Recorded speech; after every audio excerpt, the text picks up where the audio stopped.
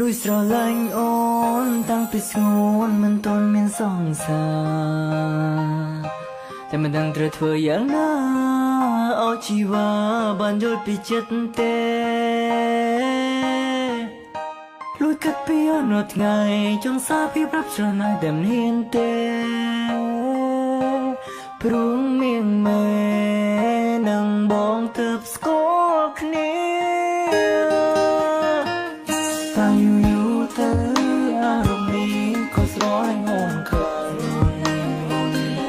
ងយូរក៏បងដឹងថាមានស្ងួនមានសង្សាររួចហើយតែធ្វើខ្លួនដូចជាគ្មានបញ្ហា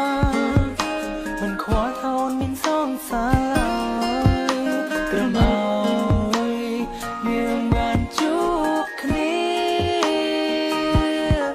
មិនដឹងពេលនេះយើងក្នុងឋានៈអ្វីតែត្រង់ពេលនេះបងគិតដល់ស្រីនឹកដល់អូនបាត់បារម្ភស្មួនស្រមោលស្រមៃនឹកដល់អូនគ្រប់ពេលនឹងច្បាស់ពេលនេះអូនក៏មិនសង្សារតែបងបានហាមចិត្តខ្លួនឯងមិនបានទេ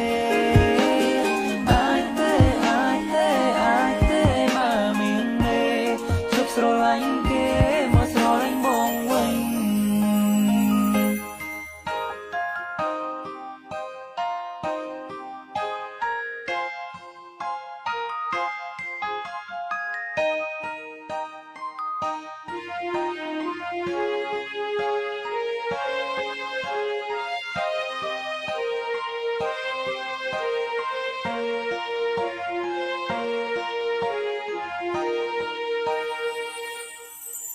លួយស្រឡាញ់អូនតាំងពីស្ងួនមិនទាន់មានសង្សារតែមិនដឹងត្រូវធ្វើយ៉ាងណាឲ្យជីវ៉ាបានយល់ពីចិត្តទេលួយកាត់ពីអនុថ្ងៃចង់សារពីប្រាប់ស្រណោយតែមិនហ៊ានទេព្រោះមានមេនឹងបងទើបស្គាល់គ្នា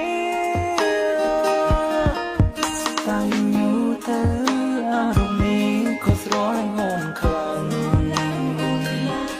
យូរក៏បងដឹងថាមានស្ងួនមានសង្សាររួចហើយតែធ្វើខ្លួនដូចជាគ្មានបញ្ហាមិនខ្វល់ថាអូនមានសង្សារត្រឹមឲ្យមានបានជួបគ្នាមិនដឹងពេលនេះយើងក្នុងឋានៈ